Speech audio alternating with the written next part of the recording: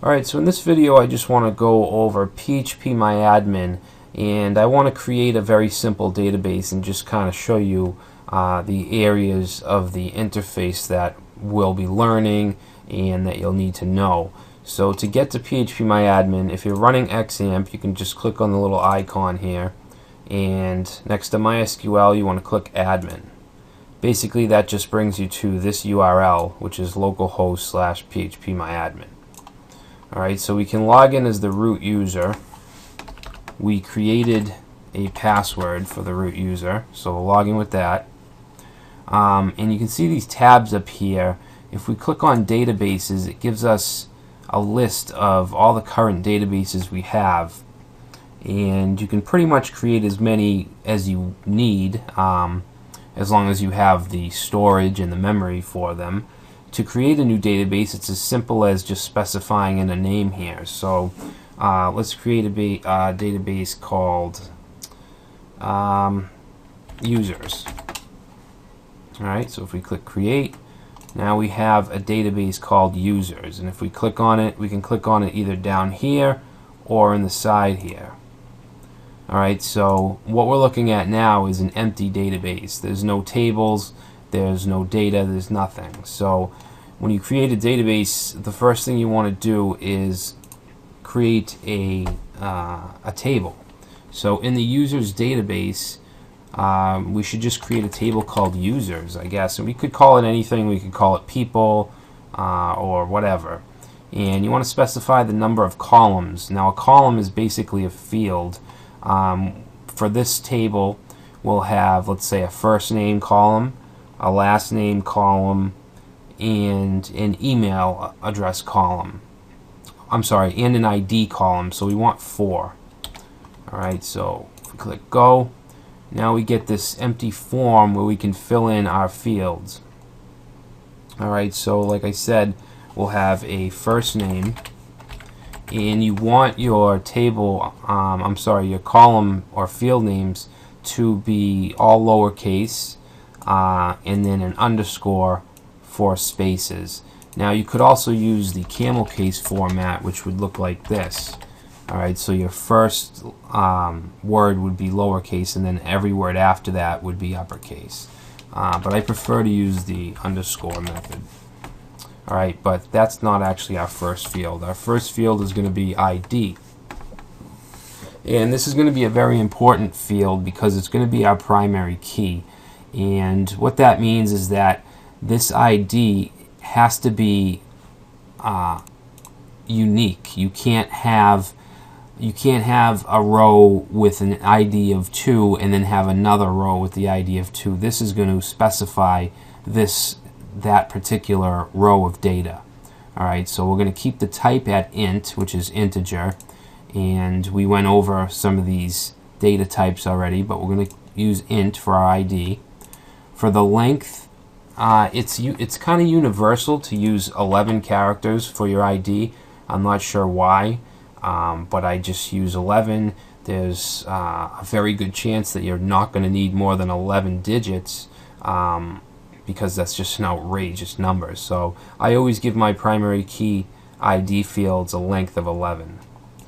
Alright, so if we keep going over default, we're not going to choose a default. You don't have to worry about collation or attributes. Index is something we do want to set, and we want to set it as primary. So that makes it our primary key. That's what can reference it from other rows. So that's very important.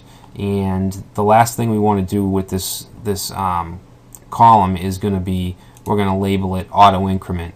And what that means is that it's going to increment automatically when we create a new row. So if you create a new user and the last user's ID was 4, then the new user will have an ID of 5. Alright, and it'll keep going up. So that's our ID field. Next we'll have our first name, and that's going to be a varchar, which is basically any kind of text. It can be numbers, it can be letters, it can be symbols, whatever. And we'll give that a length of 255. Again, this is kind of a universal number. Obviously I know that a first name probably will never have 255 characters, but I've just always used it. Alright, so I mean, you can put 40 or 30 or 100, whatever you want, but I just like to put 255. Alright, and that's all we have to do for the first name. It's not going to have an index, it's not going to auto increment, it's not going to be null, so that's it. Alright, so same with the last name. It's going to be a varchar, also 255, and then an email address, which will also be a varchar with 255. Alright, so that's our users table. Now we can just click. You do want to make sure that you have InnoDB choose. This is a storage engine, alright, which is the default anyway. So now if we click on Go, oh, I'm sorry, not Go. What that did was gave us another column to work with. We want to click Save down here. Alright, so there's our table. Now we can look at the data in the table, which we don't have any yet. Alright, so that's why there's nothing showed here. You can see it has the query select all from users, limit of 30, but we don't have any data yet.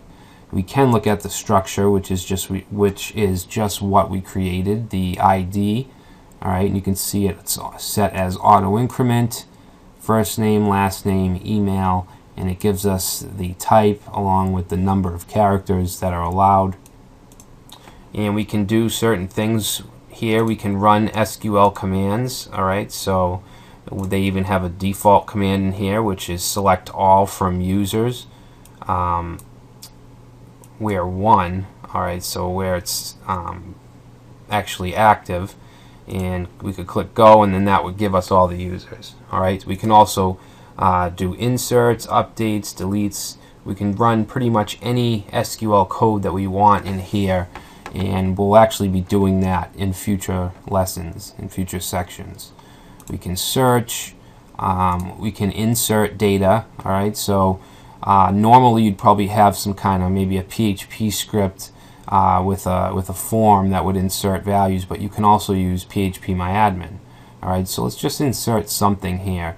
The ID where it's auto increment, we don't want to put an ID in there. It'll be put for us. So let's just add a couple names. We'll add a first name, last name, and then an email. Alright, so down here we'll say, I don't know, Kevin Harris email.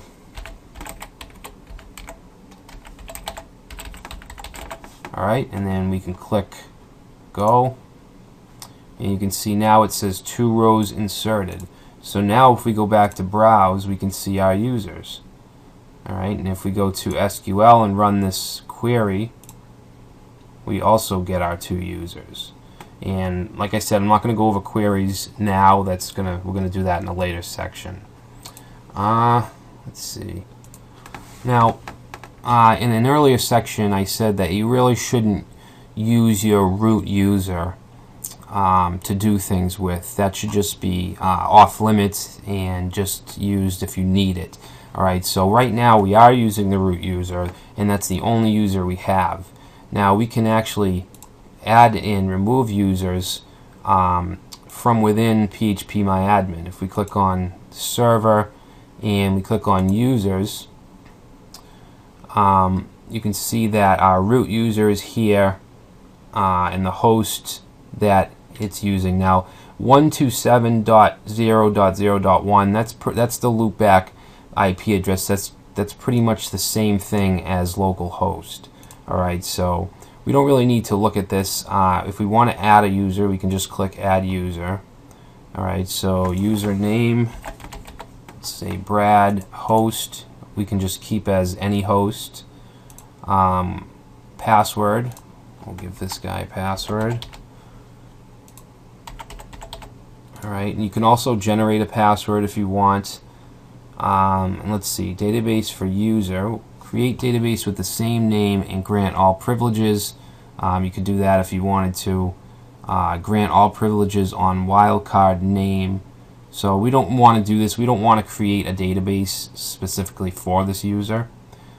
We do want to give him all privileges.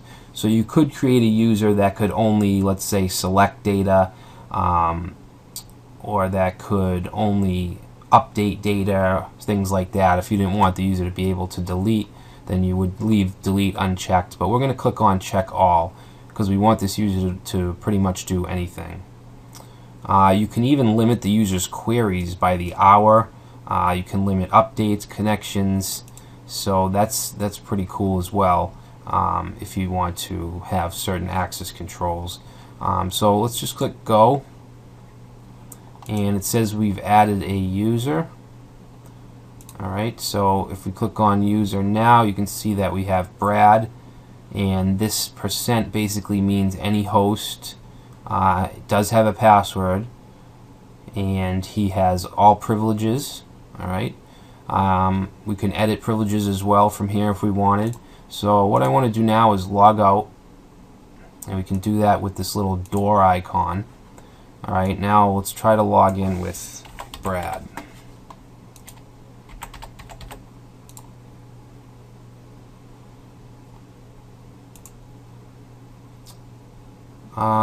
Cannot log in. Alright, so something went wrong. Let me log back in as root.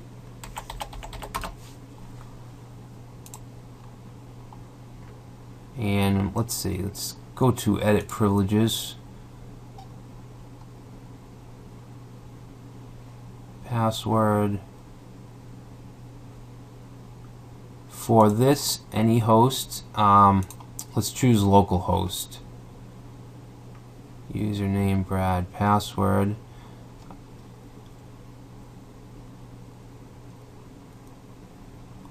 Let me try changing the password. 1 2 3 4. 1 2 3 4. Alright, create a new user, blah blah, keep the old one. Alright, so that, let's try that. So now we have Brad for a local host as well. So let's log out.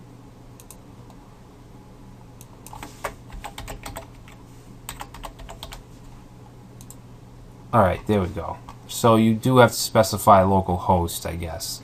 I didn't think you had to, but you do. Alright, so now you can see we have access to all the same databases. Our users table is here. Our users database with our users table. So that's what I would recommend, creating a new user, not using the root.